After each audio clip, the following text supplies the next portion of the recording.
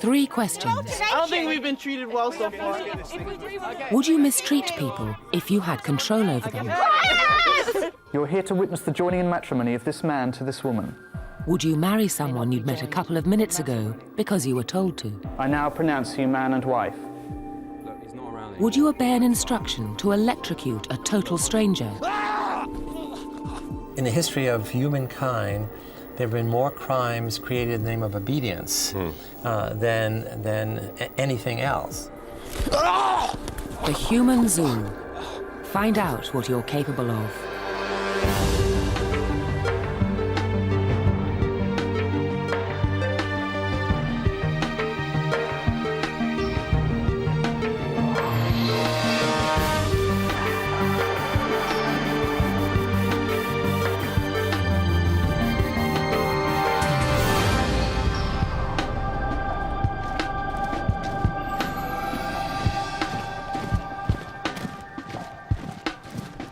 In the army, you'd expect to obey orders.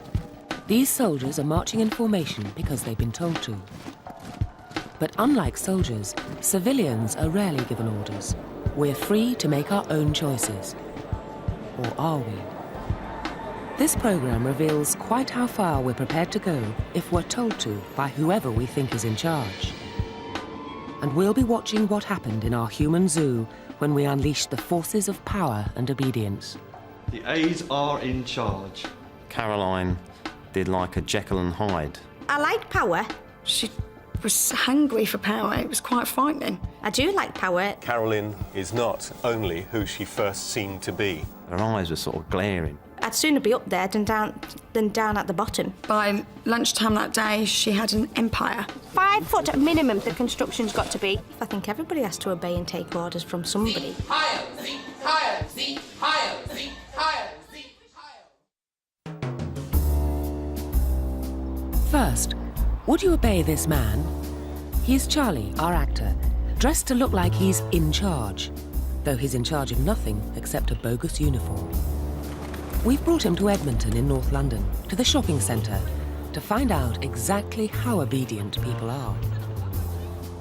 Excuse me, madam, sorry, could I just stop you? You're about to pass between me and the red bench. Could I just ask you to go the other side? Thanks. That's great. Oh, and just beyond the apple would be great. Oh, look. Thanks very much, madam. These slabs, I couldn't just ask you to knock it down for me. You're probably heavier than I am. Can you give it a good old jump? Yeah, actually, let me just move that way. Can you just jump, please? Yeah, no, 2-footed probably, best. I couldn't just ask you to litter, could I? To what? To litter. To litter? Yeah, have you got anything you could possibly quickly litter? Do you use that? It's probably all right. Okay. Yeah, could you just litter for me, please, sir? Just twice would be great. Just kick it away, otherwise it won't. That's it. Give it a kick. Couldn't ask you just to pop that in your other hand, could I? Thanks, that's excellent. Could I ask you to lead with your left? Yes? And just slowly, really, basically. It's a simple experiment, but amazingly, it works. Out of uniform, though, it's a different story. Oh, sir, could I just ask you to switch bags with your hands? Just... You couldn't just go and just touch that brick? No? But with the uniform, 70% of people follow Charlie's bizarre instructions to the letter. Oh, fine.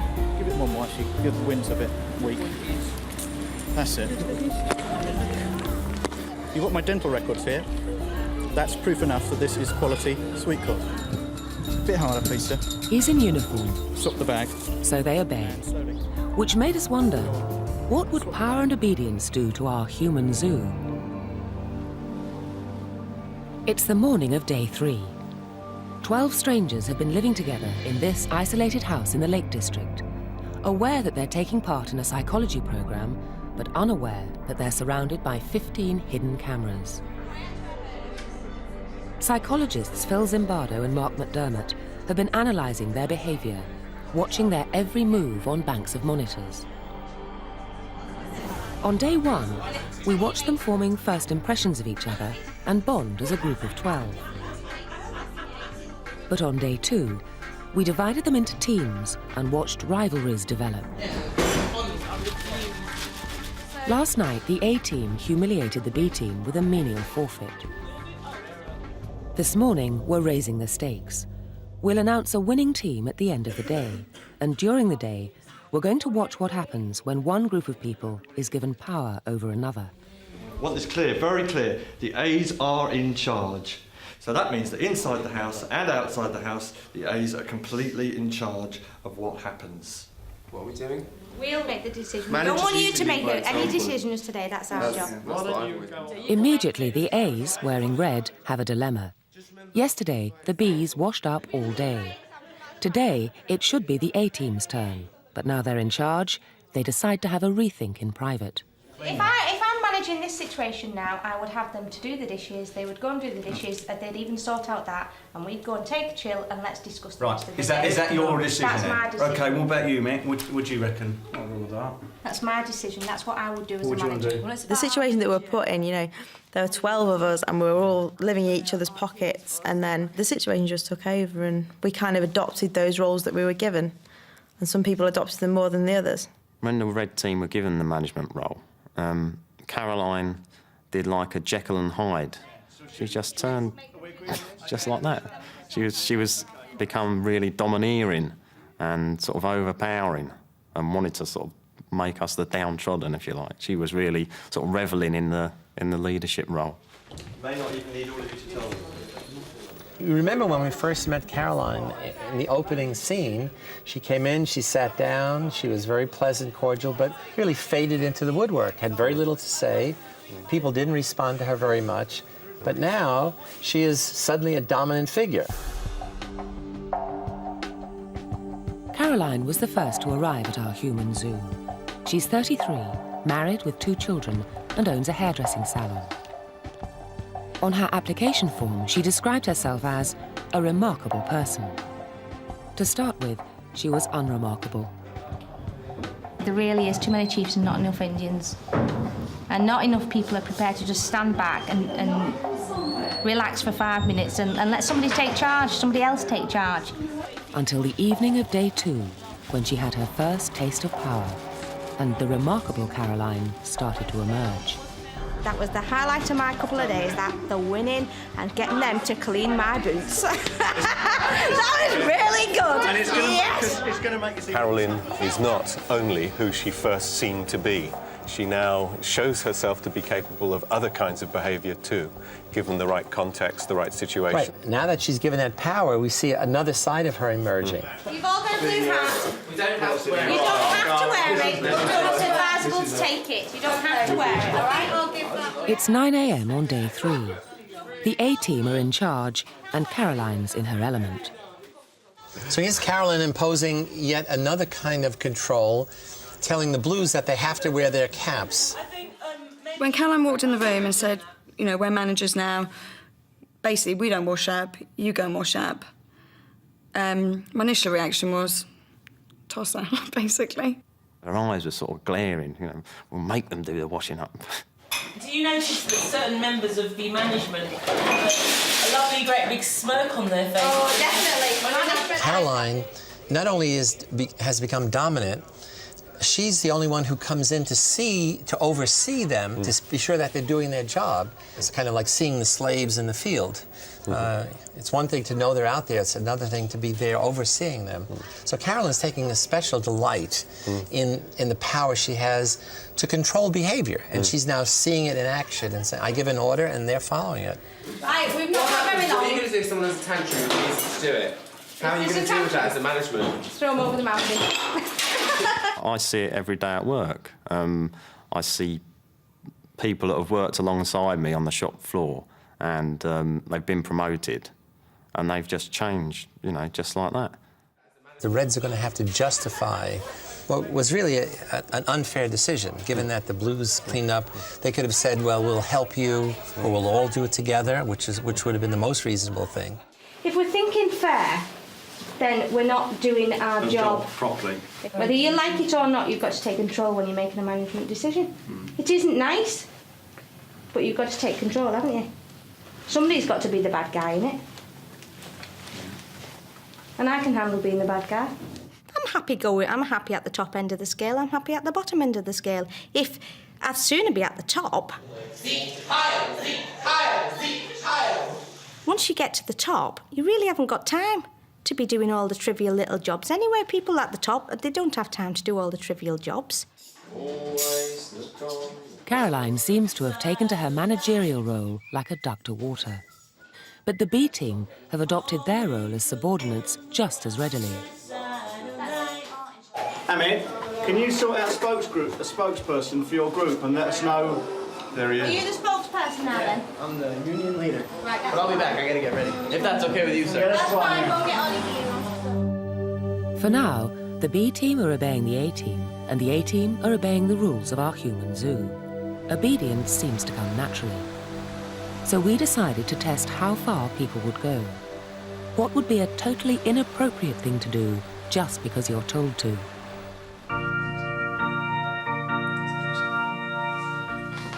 We asked Charlie to help us make a wedding video with a difference. The happy couple are actors. Charlie's their registrar. All we need now is a witness, and here she comes, an unsuspecting member of the public fetched off the street. Could I have your full name, please? Yeah, Margaret Richardson. Margaret's offered to bail out the bride and groom, who've supposedly been let down by their friend. What she doesn't know is that Charlie's going to make a mistake. Quite a bad one. It is my duty to remind you of the solemn and binding character of the ceremony of marriage. Now, could I ask you, please, to repeat after me? I do solemnly declare... I do solemnly declare... that I know not... that I know not... of any lawful impediment... of any lawful impediment... why I... Margaret Richardson. Margaret Richardson. Yes. Repeat the name, please. Margaret Richardson.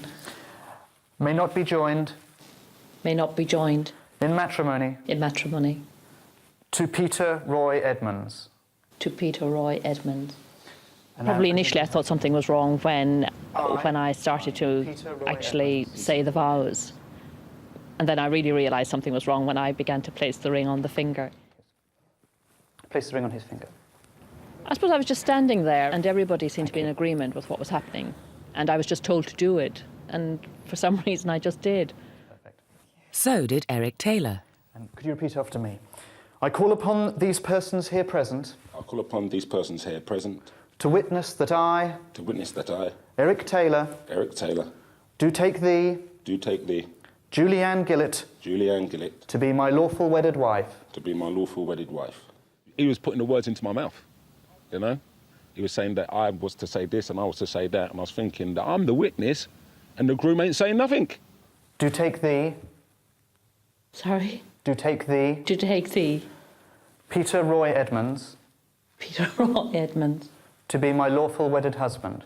At one point, Margaret protests. Sorry, I'm confused. But Charlie's authority is irresistible. Just repeat the phrase. But I'm not getting married. No, just repeat the phrase. To be my lawful wedded husband.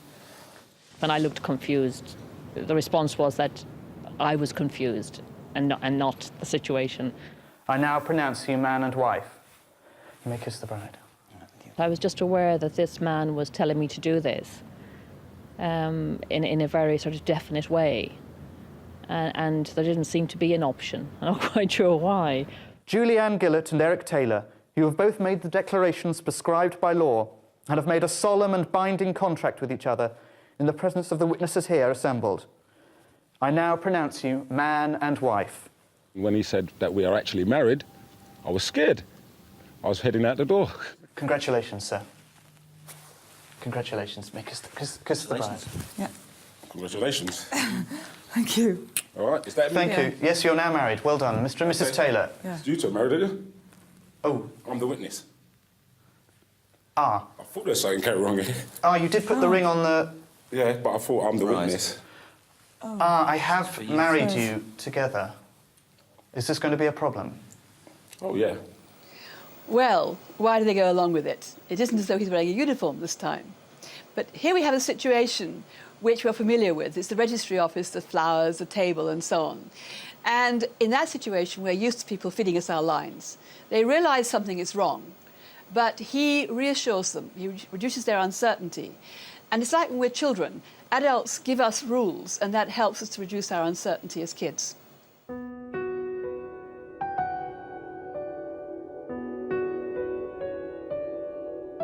As we learn about the world around us in our early years, we think of our parents and teachers as infallible.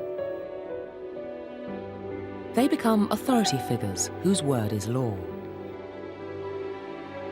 And as they reward our good behaviour and punish our bad behaviour, we learn to do what we're told. But we're not fast learners. Dan, don't do that, please. You're not funny, you hurt my foot. That was naughty. You want Mummy help you? Well, it is a good...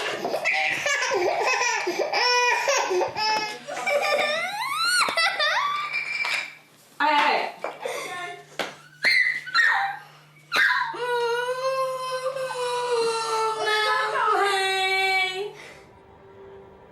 Eventually, most of us do learn that rules make life easier, and obeying them becomes second nature. This is Caroline from our human zoo, aged 4. Her parents say she was an obedient child. Now she's 33, and in our human zoo, her respect for authority is absolute.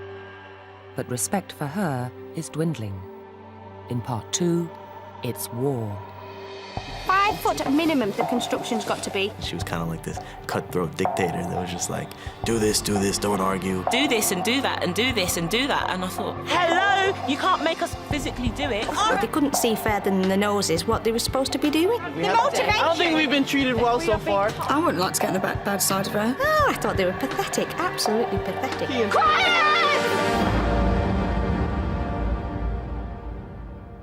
Sean? Yeah? What's the naughtiest thing you've done recently? Have you done anything naughty? No. Why do you think people have to be good, like in the world? So they don't get told off. Have you done anything with any scissors recently? Yeah. Cut my hair. Are you a good boy? Sometimes. What about chewing gum? I'll put it on my mum's head. Do your mum and dad get angry when they tell you off? Is it a bit scary? Yeah. If your mummy told you to do something naughty, would you do it? No! Or would she? Ivydale School in London. In a few moments, the unthinkable is going to happen. These children are going to face a dilemma. Should they obey their teacher, even though what she's going to ask them to do is wrong? We've invited child psychologist Dr. Patrick Lehman and the children's head teacher, Karen McBride, to watch from our secret control room in the classroom next door. I'll be 1 moment. Step 1 of our experiment. Their teacher makes an excuse and leaves the classroom. Step 2. Enter Sean, an older boy at the school, with his birthday cakes. Hello. These are my birthday cakes, because I'm going to have a party with my class later. I'm just going to leave them here. None of us have to take them, none of us. Step 3. The teacher returns, pretending not to know about Sean's birthday. Cakes! We can't eat delicious. You can't go and get some plates. Big people. We can't eat them. Now, what will they do? The cakes are tempting, but they belong to Sean. On the other hand, the teacher's gone to get plates. Young children tend to be very influenced by authority figures. They tend to think of them as infallible and always right. So, although I think the young children might resist for a little bit and think that it's wrong to eat the cakes, I think they'll be influenced by their teacher and I think they will eat them. I have a little bit more faith in these children than that. I think they will probably, knowing that eating the cakes is wrong, even though their teacher is trying to push them into doing that, I think probably they will hold out for some time, a considerable length of time. No, I'm not going to touch them. Ah, perhaps I'm wrong. Or perhaps not. They're tempted, but no one's taken one yet. I'm telling Missing he was touching it. When the teacher returns, though, and tells them they can, will their sense of right and wrong prevail? Or will the authority of a teacher override it? Will obedience outweigh the urge to do the right thing? You're sat beautifully. Stop touching it. 1 minute. Wait a minute. Now. What's that, Michael? It's for a boy. Yeah, but they're having a party in the classroom. Right, 1 moment, let's see. Does anybody... 1 minute, Stefan. Does anybody want a cake? They clearly all want one. What one would you like, Michael? The chocolate one. The chocolate cake? There we are. I think I've got to acknowledge here that they didn't resist as much as I thought they would. So I think in this situation, you were correct. I think they did resist a bit, but in the end, they gave way to what the teachers said. Absolutely. It looks like somebody's already had a bit of this one. That was Zach. We thought they didn't want us to eat it, and so was somebody else's. When I had the orange one, I loved it. They taste nice. When I saw the cake and all the other children had cakes, I wanted one. Why did you want a cake? Because I was hungry. Even though 5-year-olds have a keen sense of morality, an authority figure can override it by saying it's all right to give in to temptation. And surprisingly, that's how things stay right into later life. As Charlie's already demonstrated, authority figures can coerce even adults into doing things they know are wrong. In our human zoo, we've started to see the A-team follow Caroline's lead in managing the bees. But we haven't told any of them how to go about it. All we've done is put them in charge. They're interpreting that in their own way, and it's becoming abundantly clear what being in charge means to Caroline. Right, I've got your brief for you this morning. It's 11 o'clock, and we've told the A-team to make the B-team, who are disgruntled, build an outdoor shelter. But we've also told them not to lift a finger themselves and to insist on keeping to a tough deadline. It's a manager's nightmare. As Richard, who seems to have become Caroline's right-hand man, leads the bees down to the lake, the question is, how will the A-team handle things? Your task today here is to build a freestanding building out of all this material with the rope, and you have 90 minutes to do that. We're not actually allowed to handle any of the equipment, so we're going to be telling you how to set it up, how we would like it to be set up, and how you're going to attach all the equipment together. Well, seeing how as you guys can't touch this stuff and we're going to be doing the entire construction, we thought maybe it might be an act of goodwill to say that, maybe you guys can do the washing up this afternoon just as a request. Well, we'll decide on that later. We'll decide. We have some dissension in the ranks already. We're not at the present time in mind. We've got 90 minutes. We're not here to discuss regarding about today's dinner. We've crossed the washing up another time. Ahmed is actually trying to get them to redefine their role as managers. He's essentially saying, well, good managers would provide incentives, or good managers would negotiate with the workers, saying, if you do this, then this is what you get back. And they say, no, just do it, and then we'll talk later. If we've got something to say, can we say it one at a time? Yes, I think that's a good Because we can't idea. hear everyone shouting all the time. Now, we've got this task to complete. We want to get on with it. We want to get it done. We can discuss all goody-goodies. I don't think we're so motivated until maybe we get a little act of goodwill from management. I don't think we've been treated well so far. It seems like they have something that they really need for us to do, so we can use that sort of as leverage to kind of say, we didn't appreciate how you treated us this morning. I think that if you're going to be our managers for the entire day, maybe if you change your attitude a little bit, we'll be a little bit more willing to help you get whatever it is you need done. Can we just get on with it now? Let's all enjoy ourselves. But Caroline takes a different view. Oh, I thought they were pathetic, absolutely pathetic. There was no need for them to... But they couldn't see through, they couldn't see further than the noses what they were supposed to be doing. I think, can I just say something? I think you lot need to adopt a nicer manner approach. The way you speak to us, it needs to change, because if you speak to people in a certain way, they're not going to do things. It's not what you do, it's the way you do it. And speak to us with a bit more respect, as we do to you. Thank you. Well, that's great, but we're not here to discuss what we're here to discuss the construction. I do enjoy managing. I do enjoy managing. There's no doubt about it. I don't mind, telling people what to do, but I wouldn't do it in a horrible way. And we're not here to discuss how we're talking to you. We're here to. It matters. It all matters. It does. all matters. I think what we're trying to say is why The managers are trying to get over to the workers that we're doing what we are told, so therefore you also should do as you are told. And of course, doing as we are told, as we've learned from the cradle right up to now, is what we should be doing. Even managers have managers. We have been told we have got to do this, so we are trying to enforce it. You will do something. Our task is to try to help. You build this. We are not allowed to give you. Arguing over why we should be building. The A team was giving the orders out to the B team, but the A team were being given orders by everyone who was making the programme. Hello, you can't make us physically do it. All right, do you want to do the task? Hang on a second. We can go get some tea and... Quiet! Can we just please hear the rules? Right, the rules are, during the construction period, you must comply with the following union regulations. This... That's nothing to do Bring in with the them. replacement plate. We've explained everything. We don't actually know ourselves. Your task is to supervise. We're not allowed to see this. Your task. Right, your task. Let's discuss your task. Oh, you're so organised, you managers. I love it. You have to build a construction now that is in height 5 foot minimum. I thought, you know, as a manager, she'd just be the nice type who would just say, you know, let's do things together, you know, I really appreciate your help, things like that. But instead, she was kind of like this cutthroat dictator that was just like, do this, don't argue. In height, 5 foot minimum. So would you like to go and look at the wood that we've provided you with? That's what we'd like you to do. Look at the wood. 5 foot minimum the construction's got to be. Right. We'll discuss this after it's all done. We're just time employees. We're going to discuss it now. Right, you're 20 minutes after I guess we're not getting the project Take time out and start building this. You're 20 minutes gone. After 20 minutes of screaming and shouting, Caroline gets her way. The B team cave in.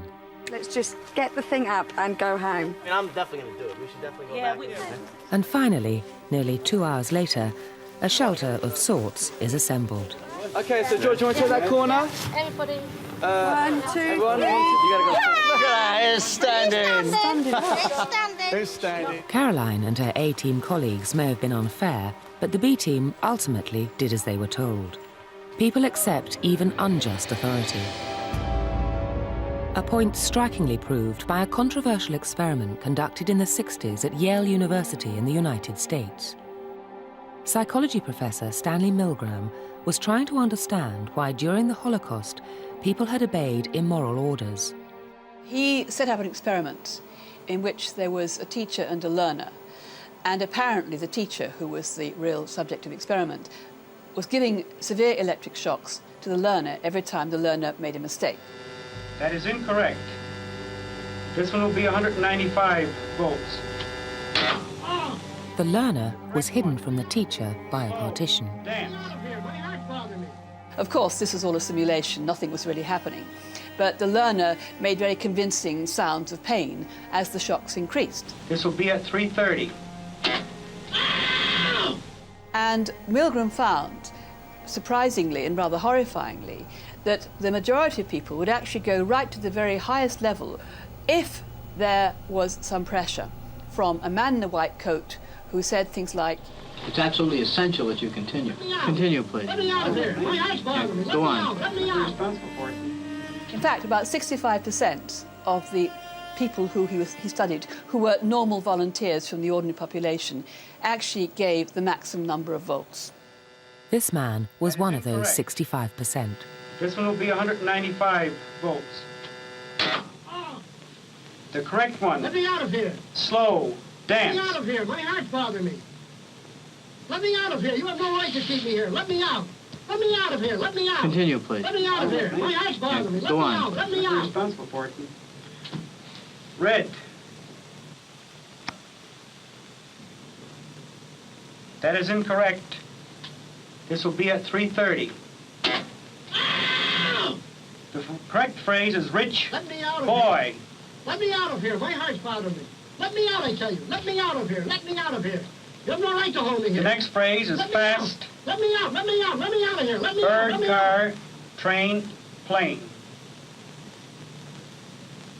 Eventually, the learner pretended to be unconscious.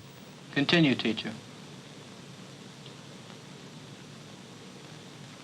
That is incorrect. This will be 3:45. The correct answer is fast, bird. What we learned from that experiment is that people will actually do an awful lot when they're put under pressure from authority figures. And the problem is, of course, that when we obey the unjust authority figure, the person who gives us immoral commands, then, of course, awful things can go wrong. But that was in the 60s. How about now? We went back to Edmonton to find out. Charlie appears to be guarding this man. In fact, he's another actor. The gadget in his hand is homemade and harmless. But that's not what he tells this passerby. I've got to go and get... I've not got my walkie-talkie. I've got to go and get help. Can I just hand you this?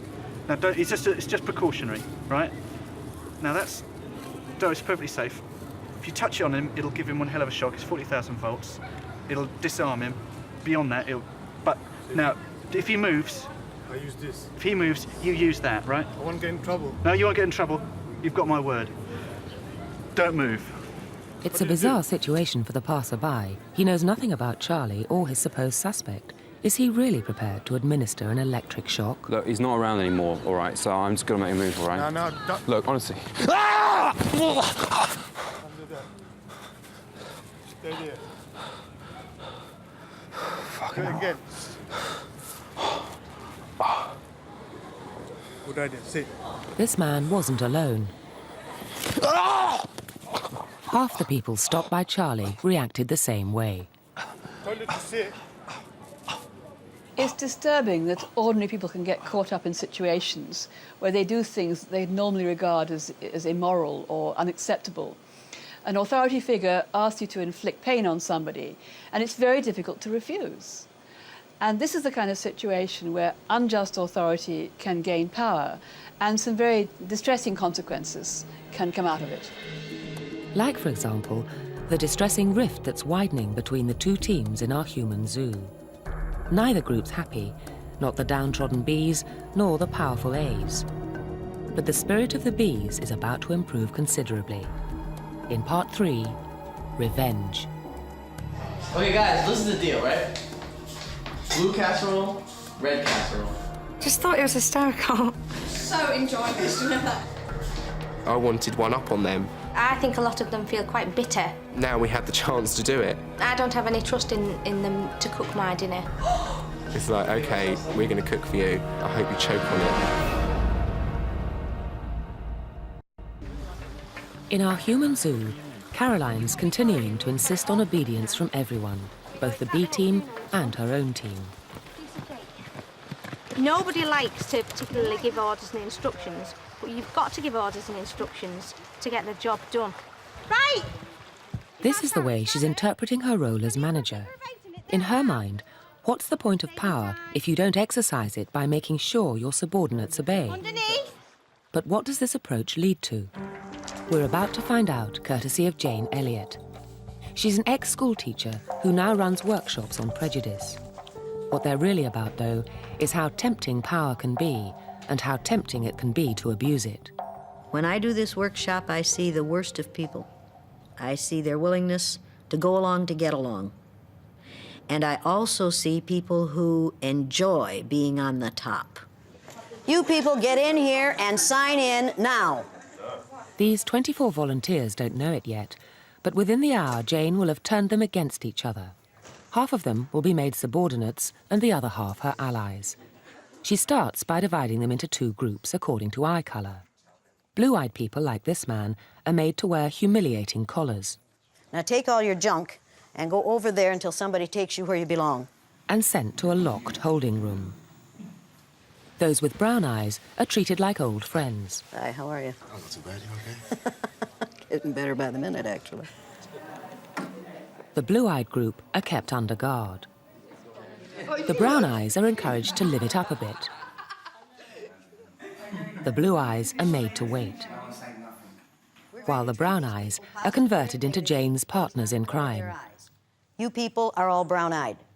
That means you are superior to these people who are not brown-eyed. I expected them to change, and I told them in what ways I expected them to change, and they went along with that. It's seduction. Who's going to force them to fail? We are. I'm glad you didn't say you are. I'm glad you said we are, because we are going to force them to fail. And then on whom are we going to blame their failure? Them. And very quickly, these fine, upstanding, liberal white folks and people of color decided that they would rather be with the power structure than outside the power structure. They would rather be powerful than powerless. So when the Blue Eyes are finally led in for a series of demeaning and pointless reading and writing exercises, during which Jane will browbeat and ridicule them, what will the Brown Eyes do? Will they behave abusively and without compassion just because they've been told they can? Get up here and sit down on the floor. Why can't I sit here? There's no chair there. Are you stupid? Well, there's no chair at the front, is there? Well, just go and sit on the floor. Didn't you hear what she said? Get up here and sit on the floor like I told you to. This looks like Lulu, but you can't tell. What? It'll probably say Louise on my paper. What do you... It'll probably say Louise. Who's Catherine? Yes, Carmen. What's the first name on this paper? Louise. Louise? Does this say Louise? I switched between the two. I think I was putting the blue-eyed people down because we'd been coerced, in a sense, into believing that we were supposed to be working as a group, holding the power, and to be intimidating. So that's really what I was trying to do, and maybe part of it was because I was enjoying it a little bit. Next. If I have but one life, let me live it as a Brown. Did you ever hear that before? You speak more That clearly. was a minute ago. You sure did some. But the first person who read that one, please stand. Now, do you really think it bears repeating? I didn't listen. Which sign did she read? Speak up, Louis. The one I just read? The one you just read. Do you really think I wanted you to repeat it? No. Then stand up and read the sign you're supposed to read. Blue eyes make good secretaries. Would that one make a good secretary? How would you like to have him taking notes? Might that be rather interesting? Okay. Next. I felt aroused, man. It was this rush, like, to have the power to say, look, you sit down, you do what I tell you to do. Now, what's the next sound in quiet? I. I. How do you spell I? How do I spell I? Yeah, how do you spell I in the word quiet? I. I. Do it. Say it as you do it. I. I. What's the... Why are you putting a capital I in the middle of this word? Because of the way I was saying it. Quiet. I. Bold, When you like, say it yeah. like Bold. that, you capitalize it. Yeah. How the hell sick are you? Now, erase that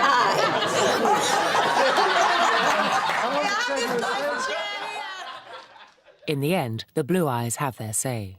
I was angry about all the comments that were coming, flying over, and I wanted to strike back. I wanted to get up there and give to them as good as I'd got from them. Yes, it's called the desire to get even, isn't it? Yes. Yes, you were feeling like you wanted to turn the tables, Absolutely. so it was your turn. Absolutely. The desire to get even. That's what the B team are feeling in our human zoo. And they blame the A team's mismanagement, mistreatment, and injustice on Caroline. She is really... How hungry? No, you can see what she's like, it's coming out. Her voice gets higher and higher and squeakier and squeakier. And it's just... It gets more and more personal as the day wears on. She's so fucking anal. Are we allowed wine? Do you know what she needs? Good fucking poke up the arse. That'd sort her out good and proper, wouldn't it? She's so only retentive. I'm surprised she hasn't sucked up the whole fucking house. Please, God, save me! Finally, an opportunity for sweet revenge. 2 lamb casseroles. 2 lamb casseroles. Okay, so we can put like 3 pieces of lamb in theirs and the rest of it in ours. So you're Theoretically. making 1 casserole for group A, Okay. and using the flavourings that I've provided. Okay, ready? A gift from the gods. A chance to get one back on their arch rivals. So what will they do? To be honest with you, I really don't give a damn if they're cooking our dinner or not, because I know that at the end of the day, they're not going to be doing anything to our food, because they'll be cooking food for themselves too. We could definitely fuck them over on this one. Oh yeah, we can super spice it up. Okay guys, this is the deal, right? Blue casserole, red casserole. Lamb, vegetables, spices. Tabasco. We can put whatever we want for the blue team and whatever we want for the red team. I'm worried about them cooking me dinner. I don't think so. I don't have any trust in them to cook my dinner without feeling, because I think a lot of them feel quite bitter. We're gonna give them the shittiest celery-filled, fat-ass meat lamb casserole. It's gonna taste nice, but it's just gonna be full of shit. This time, there was an advantage to doing the work because we could make ourselves this grand meal. We have Sean, who's a pretty good cook, so she made us a nice meal and made them a not so nice meal, put it that way. Just thought it was hysterical because it was our only opportunity to get one back on them all day. We'd done all the cleaning, we'd cleaned their boots, we'd picked up the fag beds, we'd done all the washing up, and then it was supposed to be a forfeit cooking this meal, and we had great fun with it. So enjoying this. We put all the good meat into ours and put all the nasty meat into theirs. It's like, OK, we've done all your washing up, we're going to cook for you. You know, I hope you choke on it. George is colluding with the blue team members here. And, of course, in the red team is his great friend, Catherine. So it's remarkable that he's going along with this. I wanted one up on them, and now we had the chance to do it. And one of my friends got caught in the crossfire, if you like. But we were just all being egomaniacs at that point. It was like, right, our egos have been bruised, let's bruise theirs, but without telling them, and then tell them afterwards. But we didn't. Imagine Michael getting that piece of meat on his The blues now are feeling their kind of intrinsic power. That is, you know, it's really the power of friendship, the power of camaraderie. So there's been this kind of reversal between the blues and the reds. The blues are now very much in winning position. Shavin, they really don't like us. Have you seen the dinner? Oh no, come on, look, we're in Ken. Look at this, you don't like us. We're in Ken. What is this? It's just full of gristle. I cannot stand a gristle. And I mean, look at that. Look at the size of that lump of that gristle. I physically cannot eat things with gristle on it. If I put gristle in it, it's like eating excuse the expression, it's like eating a spunky egg when it's not cooked properly. It's like snot. The two teams eat separately tonight.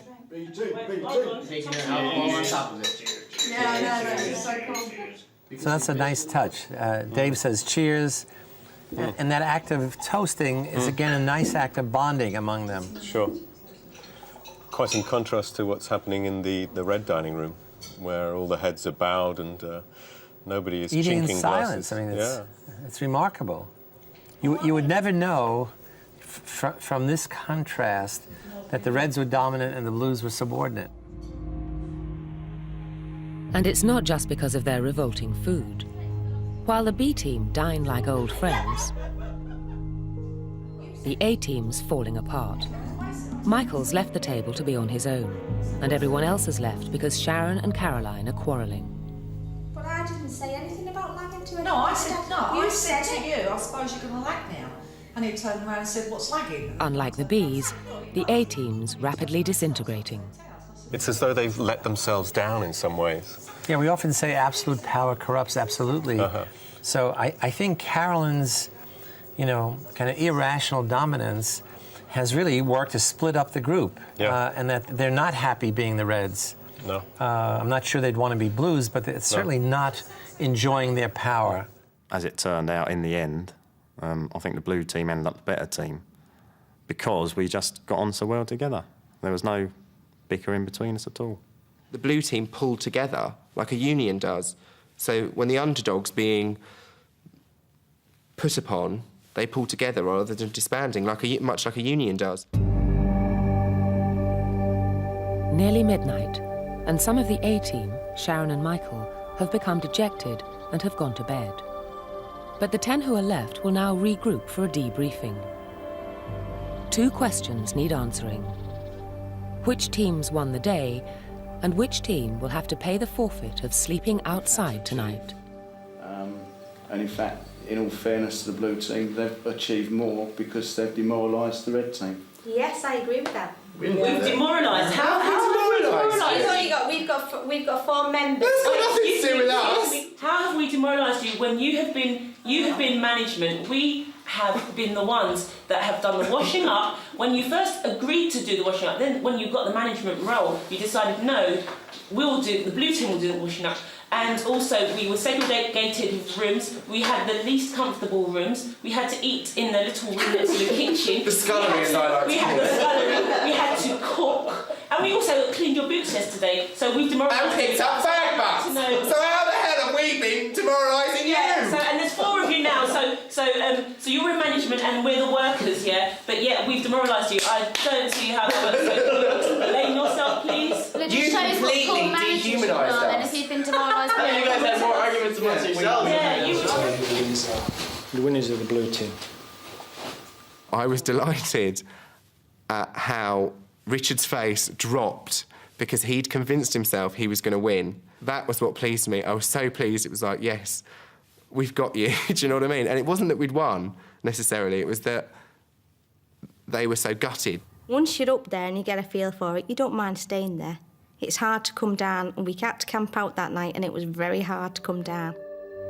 The A-team has lost its spirit, lost 2 team members, lost the friendship of the other team, and lost the day's competition. Why? I think it can be traced to Carolyn's really usurping of power in a very authoritarian, domineering way, and producing a lot of conflict in her fellows. And I think their insistence on following rules really illustrates how blind obedience to authority can lead to the disintegration of groups and can provide us with justifications for engaging in all sorts of perhaps even antisocial behaviour. 5 foot minimum. When I first met Caroline, she was quite quiet and she was a hairdresser. By lunchtime that day, she had an empire, and it wasn't just us. It was the north of England. It was just, she was hungry for power. It was quite frightening.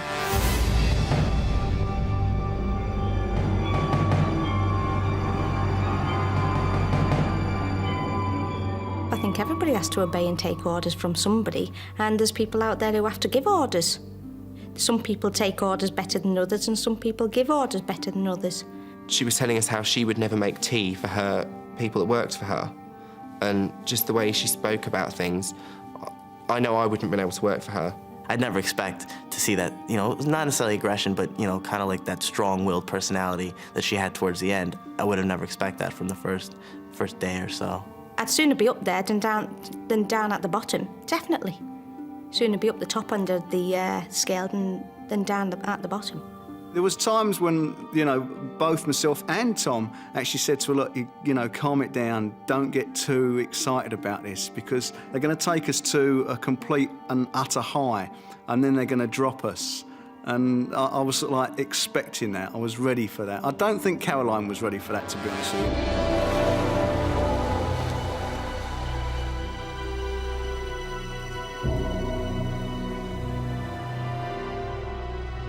I like power. I do like power, you know, and we was powerful. The red team were powerful. And if I was being honest, yes, I still like to be on the red team, and I'd do it all again. I'd be on the red team all again. Yeah, it was good. But in Caroline's hands, the gift of power to the A-team proved too much for them to handle, although she has no regrets. Good luck. The blue team did really, really well today. But if we're on teams tomorrow, there's no chance. Absolutely no chance. Tomorrow we're going to kick their ass. We're going to kick it. Good style. And we're going to be really ruthless. Really ruthless, yeah. Because they really rubbed it in today, didn't they? Now. We've actually got a strong team. We've got 4 very strong members, so we're not prepared to lose any more. We're going to win tomorrow. And it was a very close margin, I'll have you all know. This might be a little setback. A very tiny little setback. We might have lost the battle, but we haven't lost the war. 12 years. The A-team settled down to endure the freezing November night outside, apparently still competitive, still power-hungry, still blissfully unaware of what this human zoo is all about, or what this contrived situation has led them to. And that, in the end, is really the point of this programme. That the power of the situation is greater than you think. That what you say you'd do is often a far cry from what you'd actually do. That you'd be surprised at what you're capable of.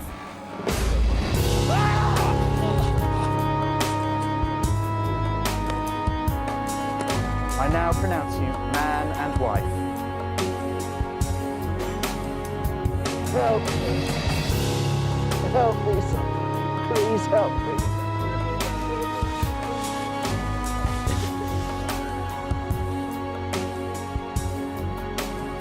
You're a true gentleman. I really appreciate this. How many people want beers? Look at the wood. 5 foot minimum the construction's got to be.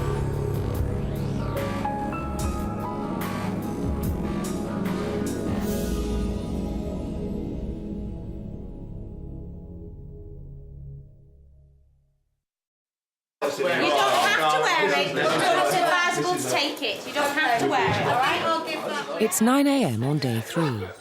The A-team are in charge, and Caroline's in her element. So here's Caroline imposing yet another kind of control, telling the Blues that they have to wear their caps. When Caroline walked in the room and said, you know, we're managers now, basically, we don't wash up, you go and wash up. My initial reaction was, toss her, basically. Her eyes were sort of glaring, you know, we'll make them do the washing up. Do you notice that certain members of the management have a lovely, great big smirk on their face? Oh, definitely. Caroline not only has become dominant, she's the only one who comes in to oversee them, to be sure that they're doing their job. It's kind of like seeing the slaves in the field. It's one thing to know they're out there, it's another thing to be there overseeing them. So Caroline's taking a special delight in the power she has to control behavior, and she's now seeing it in action and saying, I give an order and they're following it. Right, we've not got very long. What are you going to do if someone has a tantrum and needs to do it? How are you going to deal with that as a management? Throw them over the mountain.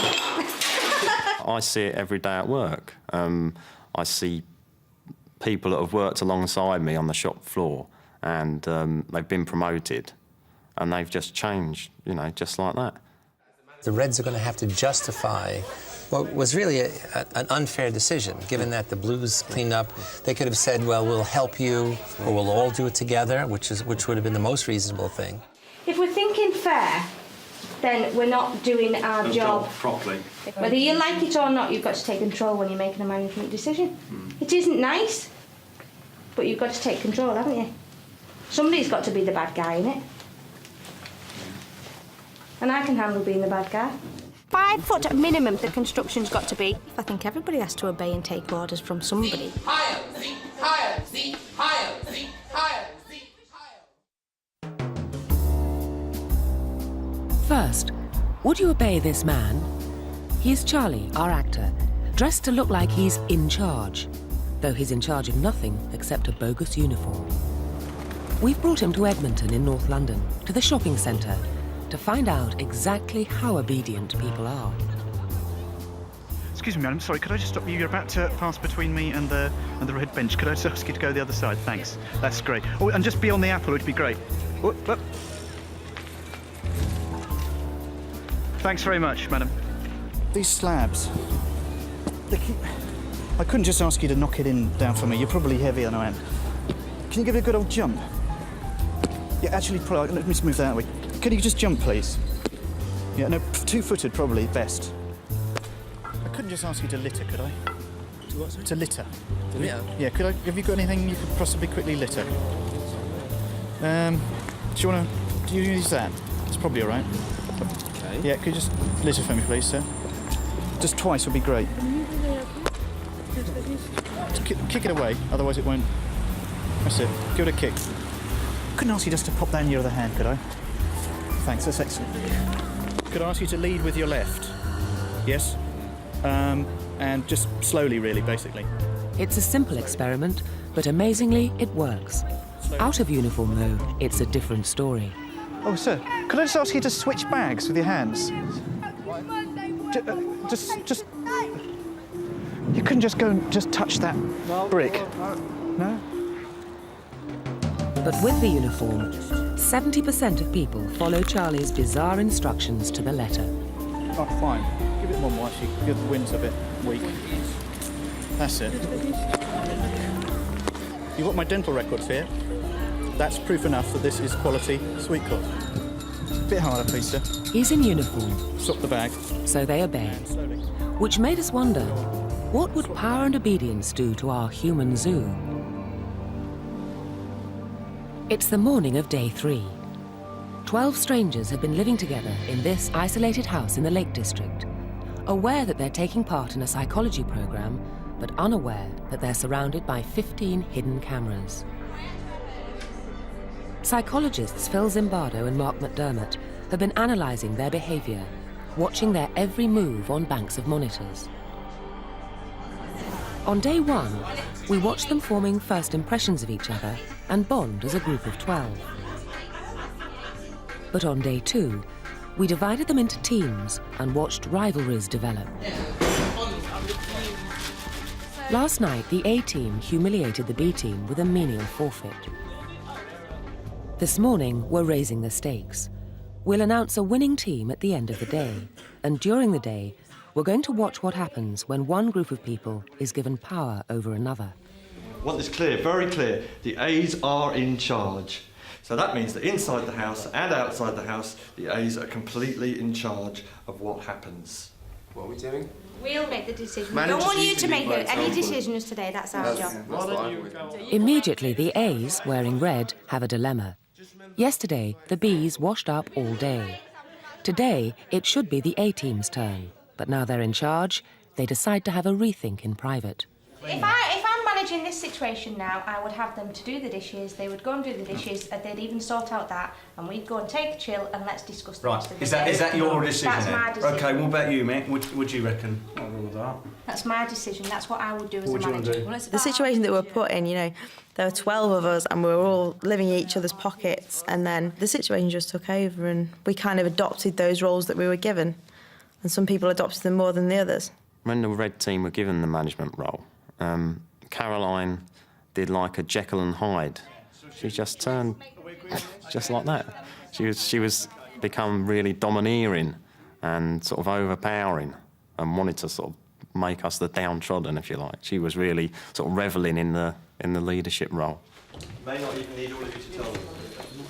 You remember when we first met Caroline in the opening scene, she came in, she sat down, she was very pleasant, cordial, but really faded into the woodwork, had very little to say.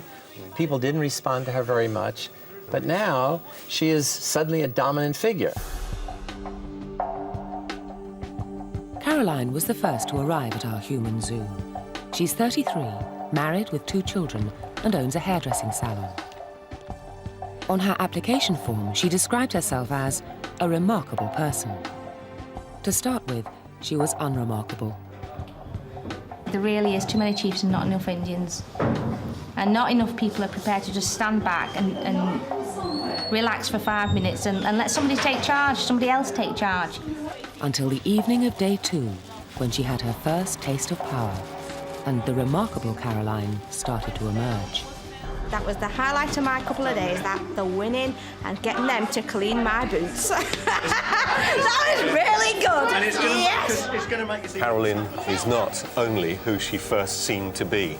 She now shows herself to be capable of other kinds of behaviour too, given the right context, the right situation. Right. Now that she's given that power, we see another side of her emerging. You've all got a blue hat. We don't have 3 questions. I don't think we've been treated well so far. Would you mistreat people if you had control over them? You're here to witness the joining in matrimony of this man to this woman. Would you marry someone you'd met a couple of minutes ago because you were told to? I now pronounce you man and wife. Would you obey an instruction to electrocute a total stranger? In the history of humankind, there have been more crimes created in the name of obedience than anything else. The Human Zoo. Find out what you're capable of.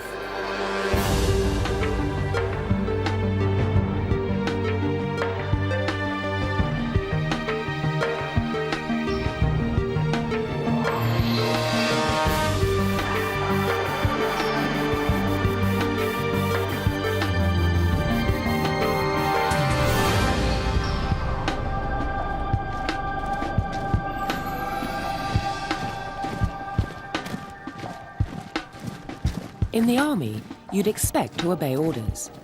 These soldiers are marching in formation because they've been told to. But unlike soldiers, civilians are rarely given orders. We're free to make our own choices. Or are we? This program reveals quite how far we're prepared to go if we're told to by whoever we think is in charge. And we'll be watching what happened in our human zoo when we unleash the forces of power and obedience. The A's are in charge. Caroline did like a Jekyll and Hyde. I like power. She was hungry for power. It was quite frightening. I do like power. Caroline is not only who she first seemed to be. Her eyes were sort of glaring. I'd sooner be up there than down at the bottom. By lunchtime that day, she had an empire.